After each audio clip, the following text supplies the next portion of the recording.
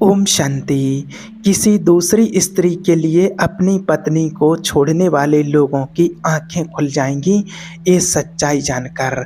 आज हम दुनिया में देख रहे हैं कि किसी और के लिए अपनी पत्नी को तलाक दे देते हैं लोग, अपनी पत्नी को छोड़ देते हैं, डिवोर्स दे देते हैं और कई तरह से प्रताड़ित करते हैं। लेकिन वास्तव में वो आपकी पत्नी आपके लिए क्या है और वो आपसे क्या चाहती है, ये वास्तविक सच्चाई नहीं समझ पाते हैं और उसको तलाक दे देते हैं। तो आइए आज जानते हैं पति पत्नी की वास्तविक सच्चाई कि उनका रिश्ता कैसा होता है। और एक वो पत्नी जिसके लिए आप तलाक देने के लिए जा रहे हैं किसी और के चक्कर में, तो वो आपके लिए क्या सोचती है। एक बार की एक सच्ची घटना है। एक बार क्या हुआ, एक बहुत बड़ा पैसे वाला व्यक्ति था, उसको बहुत बड़ा नुकसान हो गया। उसकी फैक्ट्री थी और उसकी फैक्ट्री डूबने पर आई। तो उसकी पत्नी ने क्या किया, उसकी जो पत्नी थी वो बहुत अच्छी थी और उसकी पत्नी ने अपने सारे गहने जेवर अपने पति को दे दिए। आप अपना बिजनेस बचाइए और आप सफल हो जाइए, मेरी पूरी दुआएं हैं। पति के लिए व्रत उपवास, भूखी प्यासी मरती रहती है, मंदिरों तक जाती है, पैदल चल करके जाती है और अपने पति के लिए प्रार्थना करती रहती है कि मेरा पति सक्सेस हो जाए, मेरे पति आगे बढ़ जाएं, उन्नति को पालें। अपने पति की आयु के लिए, अपने पति की धंधे के लिए, बिजनेस के लिए कभी आज ये व्रत, कल वो व्रत, कभी ये व्रत, ऐसा कर करके वो रोज करती रहती थी और अपने गहने दे दिए पति को। और पति ने जो किया और पैसे लाया, बिजनेस फिर से खड़ा किया, काफ़ी अच्छा हो गया और बहुत बड़ा उनका बिजनेस हो गया। काफ़ी उनको लाभ मिला, बहुत तरक्की हुई और जब बहुत तरक्की अच्छी होने लगी तो उनकी फैक्ट्री बहुत अच्छे से चलने लगी। तो फिर सारे गहने उस पति ने अपनी पत्नी के लिए वापस फिर से बनवा दिए, जैसे उसके गहने थे। जो गिरवी रख दिए थे वो उठाए और कुछ और नए नए गहने अच्छे बनवाए। और वो पुरुष जो था वो अपनी पत्नी का ऋणी हो गया, बड़ा प्यार करता था अपनी पत्नी से, बहुत लगाव था, आपस में एक दूसरे में बहुत प्रेम था, स्नेह था और दोनों की गृहस्थी बहुत अच्छे से चल रही थी। अब एक दिन क्या होता है कि जब उसके पास पैसा बढ़ जाता है, फैक्ट्री अच्छी चलने लगती है, उसके पास जब पैसा बढ़ जाता है तो उसके यहाँ अपनी फैक्ट्री में एक सुंदर सी बहुत अच्छी केबिन बनवाई थी उसने। उस केबिन में बैठा रहता था, मालिक था फैक्ट्री का। फिर एक दिन उससे मिलने के लिए एक सुंदर सी लड़की आती है। साहब हमें काम दे दीजिए, हम आपकी फैक्ट्री में काम करेंगे, हमें काम पर रख लीजिए, मैं बेरोजगार हूँ, ज़रूरत है मुझे पैसे की। तो इस व्यक्ति को लगा कि इसको ज़रूरत है काम की, पैसों की ज़रूरत है, तो उसने काम पर उस लड़की को रख लिया। 15,000 रुपये सैलरी देना शुरू किया।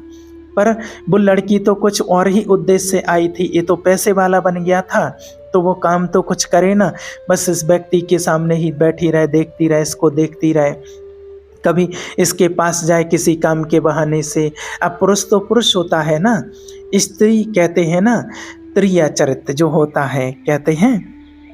और इससे जो बच गया, इन गलत कामों से जो बच गया, वो सीधे ईश्वर को प्राप्त कर लेता है, भगवान की शरण में जाता है, वो भगवान तक जरूर पहुंचता है, ईश्वर तक जरूर पहुंचता है। क्योंकि ये जो ऐसी रुकावट होती है जो ईश्वर तक जाने के लिए बहुत बड़ी रुकावट बन जाती है, हमारे मार्ग में बहुत बड़ा रुकावट बन जाती है। इस दुनिया का सबसे बड़ा, इस धरती का दलदल जो है, जो ईश्वर के मार्ग को रोक देता है, वो है बुराइयां, व्यसन, विकार, जो हमें परमात्मा तक पहुंचने से रोक देते हैं।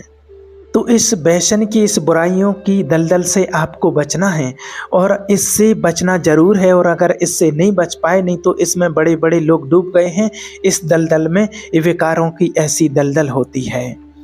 तो क्या होता है, वो जो लड़की थी वो बड़ी सुंदर थी और वो व्यक्ति पैसे वाला था, फैक्ट्री का मालिक था।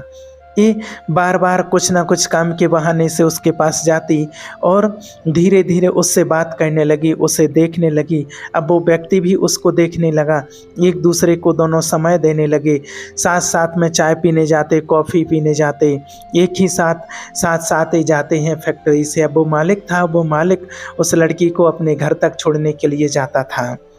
धीरे धीरे एक दूसरे के करीब आने लगे, दोनों में प्रेम होने लगा, प्रेम प्रसंग हो गया, दोनों ने अपना रिलेशन शुरू कर दिया।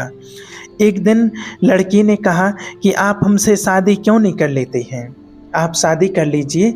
तो उसने कहा कि मेरी पत्नी है, मेरी शादी हो चुकी है। तो वो लड़की कहती है कि अरे वो तो बूढ़ी हो चुकी है, उसमें क्या रखा है, अब वो तो बूढ़ी हो चुकी है, आप हमसे शादी कर लीजिए।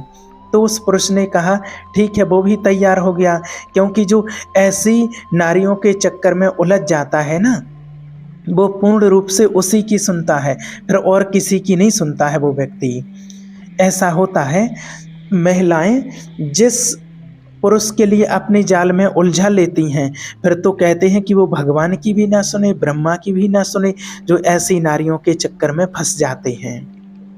ये त्रियाचरित्र इसी को कहा जाता है। अब वो व्यक्ति उलझ गया उस महिला के चक्कर में, बोला कि ठीक है शादी कर लूँगा। दोनों ने शादी की डेट फाइनल कर ली कि हम उस डेट को शादी करेंगे। परंतु उसने कहा कि जो तुम्हारी पत्नी है, शादी तो तब कर सकते हैं जब आप अपनी पत्नी से तलाक लें। अब इसके सामने चुनौती ये थी, उस व्यक्ति के सामने चुनौती तो ये थी कि वो इस बात को जानता था कि मेरी पत्नी मुझे बहुत प्रेम करती है, बहुत प्यार करती है, स्नेह करती है, और वो बिल्कुल एकदम पतिव्रता है, सती सावित्री की तरह है, एकदम पतिव्रता है। वो सपने में भी वो कभी पराय पुरुष की देखती नहीं, भी सोचती भी नहीं किसी पराय पुरुष के बारे में, और ऐसी पतिव्रता नारी को छोड़ करके वो किसी ऐसी वेश्यावृत्ति नारी के चक्कर में वो व्यक्ति उलझ जाता है। अब उस महिला ने कहा कि अपनी पत्नी को छोड़ो, उसको तलाक दे दो और हमारे संग रहो, मेरे साथ विवाह करो। अब वो भी उसकी बातों में आ गया। अब इसने हिम्मत जुटाना शुरू की कि मैं कैसे इसने हिम्मत जुटाना शुरू की कि मैं अपनी पत्नी से कैसे कहूँ कि मैं तुम्हें तलाक देना चाहता हूँ। ये रोज़ हिम्मत जुटाता था कि मैं कहूँगा। तब तक क्या होता है, एक और दूसरी घटना घट जाती है। इसकी जो पत्नी थी, जो रियल पत्नी थी, उसकी पत्नी को पेट में बहुत दिन से दर्द था, तो बिना पति के बताए वो डॉक्टर के पास चली गई। अब उस महिला की बात है, जो रियल पत्नी थी उसकी, वो डॉक्टर के पास जाती है। डॉक्टर के पास जाकर के डॉक्टर के पास टेस्ट करवाया, तो ब्लड टेस्ट किया, तो उस डॉक्टर ने देखा जब ब्लड टेस्ट हुआ कि उसके ब्लड में, इसके खून में कैंसर था, उस महिला के खून में कैंसर था, ब्लड कैंसर था। अब व्यक्ति छोटा मोटा दर्द तो सहन कर लेता है कि ऐसा ही है, छोटा मोटा दर्द है। अब उसको दर्द तो बहुत पहले से था, लेकिन किसी को बताती नहीं थी कि ठीक है, एक दिन नहीं, 2 दिन 4 दिन में ठीक हो जाएगा, अब नहीं तो हो जाएगा, आगे हो जाएगा। गोलियां खाती रहती थी, पैरासीटामोल लेती रहती थी, खाती रहती थी। परंतु आज डॉक्टर ने जब चेकअप किया और बताया कि आपको ब्लड कैंसर है, और डॉक्टर ने कहा कि ज़्यादा से आपकी बॉडी में इतना कैंसर फैल चुका है कि अब कोई दवाई काम नहीं करेगी, और आपकी ज़्यादा से ज़्यादा 7 दिन की ज़िंदगी और है, 7 दिन के बाद आपकी मृत्यु हो जाएगी, डॉक्टर ने बोल दिया उसको। अब ये बात पत्नी को पता चल गई कि मुझे ब्लड कैंसर है। अब ये बात अपने पति को नहीं बताई कि कहीं मेरे पति टेंशन में ना आ जाएं, और उसको क्या पता था कि मेरा पति तो मुझे तलाक देने के षड्यंत्र रच रहा है, उसको ये पता नहीं था, उसे कोई खबर नहीं थी इस बात की। अब वो महिला बेचारी घर चली आई। आज इसके पति ने, अब दूसरी तरफ देखो, इसके पति ने मूड बना रखा था। अब इधर महिला सोच रही है कि मैं अपने पति को बताऊंगी, वो पत्नी सोच रही कि मैं अपने पति को बताऊंगी कि अब तुम्हारा हमारा रिश्ता 7 दिन का और है। ये सोच रही थी कि आज मैं पति से कैसे कहूं कि अब हम आपसे बिछड़ने वाले हैं, कोई इलाज नहीं है इस ब्लड कैंसर का, पूरे शरीर में फैल चुका है, कितनी भी दवाई करा लो, बचना तो संभव नहीं है, 7 दिन की ज़िंदगी है। आज पत्नी ने सोचा कि मैं अपने पति को बताऊंगी कि मैं 7 दिन में मर जाऊंगी, और आज उसके पति ने भी पक्का मूड बना लिया था। पक्की हिम्मत जुटा ली थी। आज उसने सोचा कि आज मैं कह ही दूँगा कि आज मैं तुमसे तलाक लेना चाहता हूँ। इधर उसने भी अपना मूड बना लिया। अब उसके पति ने क्या सोचा कि मैं इससे तलाक लूँगा और उस लड़की से शादी करूँगा जो दूसरी लड़की थी। और इस महिला ने क्या सोचा कि आज मैं अपने पति को बताऊँगी कि मैं मरने वाली हूँ 7 दिन बाद, तो मेरे पति की आँखों में आँसू रुकेंगे नहीं और मेरे पति इस दुःख को कैसे सहन कर पाएँगे, वो कैसे इसका सामना कर पाएँगे, क्योंकि वो तो मुझे बहुत प्रेम करते हैं। वो भी यही सोचती थी कि मेरे पति को बहुत दुःख होगा, बहुत दर्द होगा, क्या हालत हो जाएगी मेरे पति की।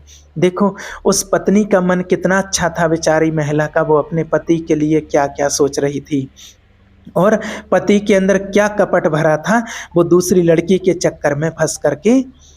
अब क्या होता है, आज एक पति ऑफिस से लौटा तो रोज़ जो जो महिला थी, वो पत्नी थी, वो तो बेचारी बहुत अच्छी थी। रोज़ अपने पति का बैग लेने के लिए द्वार पर खड़ी मिलती थी, पति को पानी देती थी, अपने हाथ से पति के जूते उतारती थी, अपने हाथ से मोजा उतारती थी, अपने हाथ से सारा काम करती थी, पानी पिलाती, भोजन लगाती। थक गए हैं, आज कैसा रहा पूरा दिन, पूछती थी, हाल चाल लेती थी।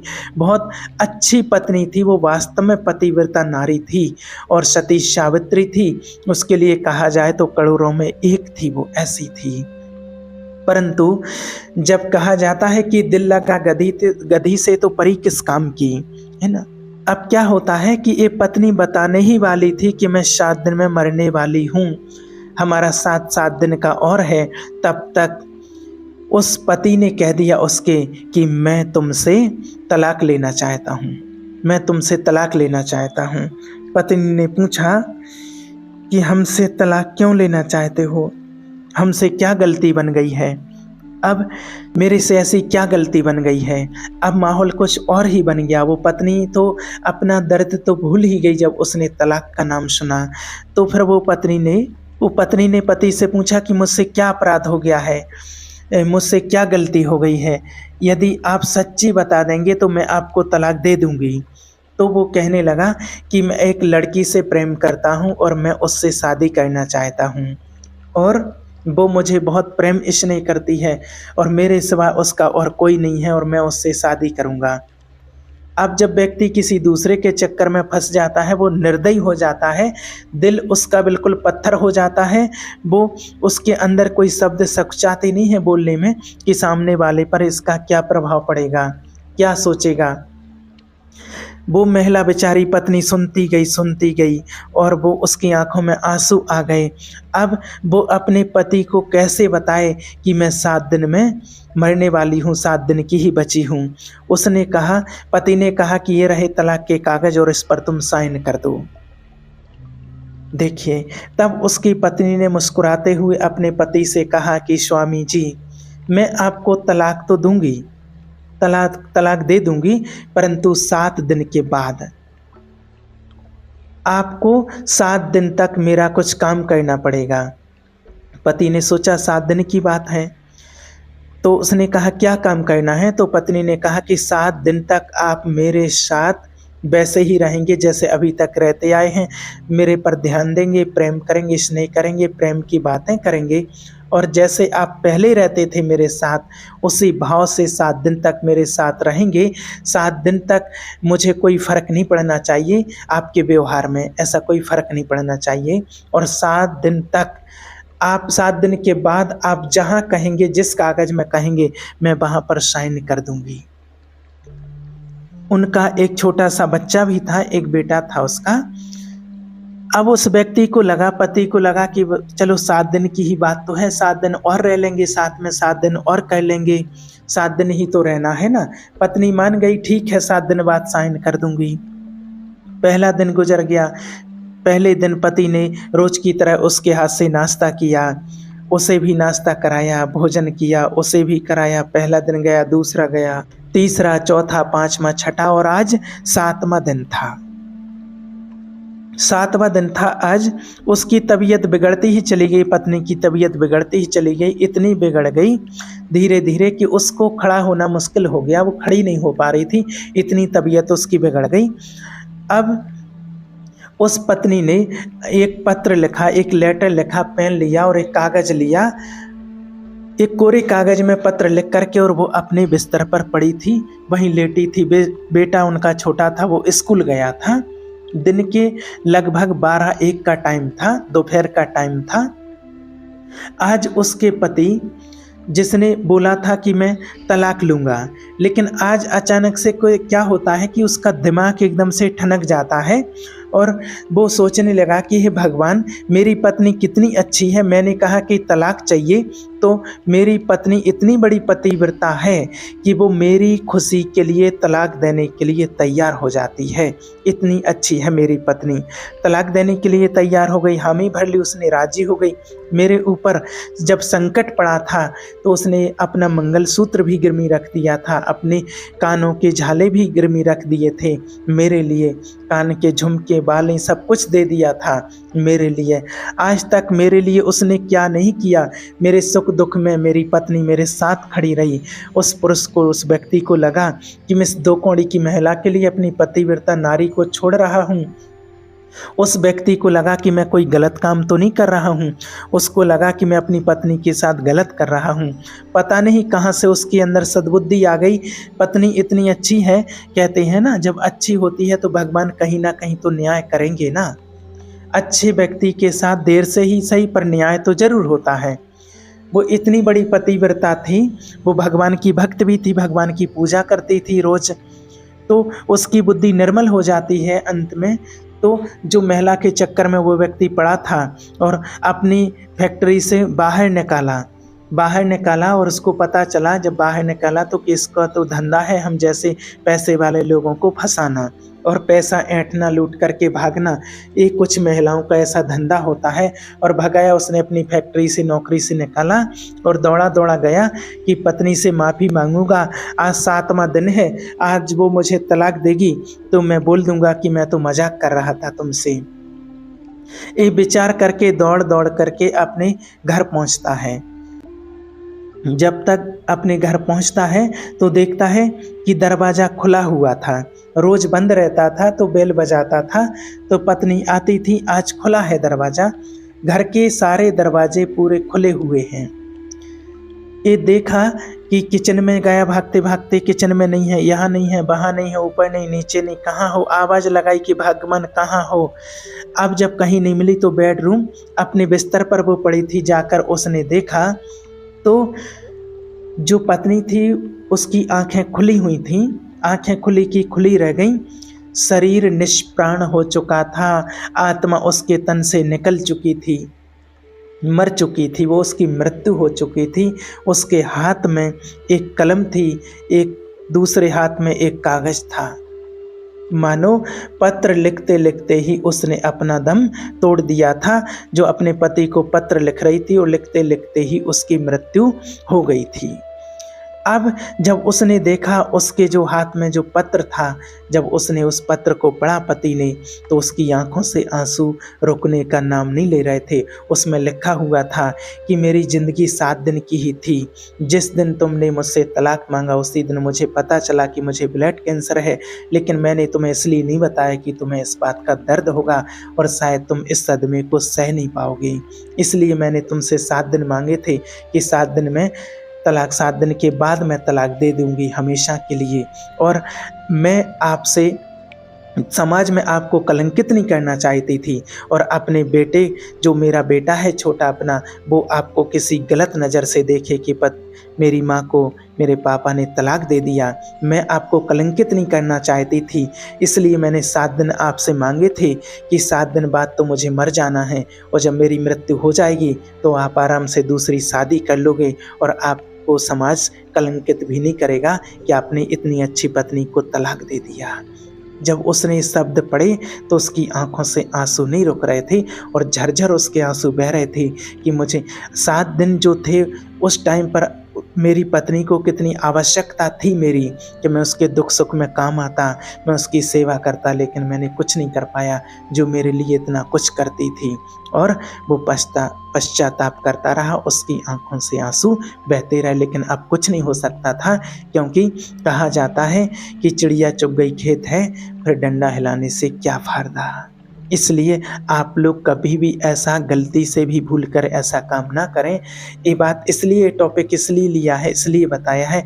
वैसे तो आप लोग सोचेंगे कि इस ज्ञान मार्ग में और इस टॉपिक की ऐसे टॉपिक क्यों लिया है, ऐसा वीडियो क्यों बनाया, लेकिन आज दिन प्रतिदिन ऐसे केस देख रहे हैं और बहुत लोग उलझ जाते हैं ऐसी बातों में, और बहुत बेचारी पत्नियां दुखी हैं और फिर बाद में पति भी दुखी होते हैं। लेकिन आप ऐसा कोई कदम नहीं उठाना, अपनी पत्नी को कभी भी धोखा नहीं देना और ना कोई पत्नी अपने पति को कभी धोखा देना। एक दूसरे के साथ में मिलजुल करके रहना, तभी आपके जीवन की उन्नति और सार्थकता है। दूसरा, और कभी किसी के साथ सुख नहीं मिल सकता है, और जब आप एक दूसरे के साथ प्रेम से रहते हैं तभी आपके घर में उन्नति रहती है, सुख शांति आती है, और तभी आप भगवान का भजन पूजन ध्यान अच्छे मन से कर पाते हैं। ओम शांति।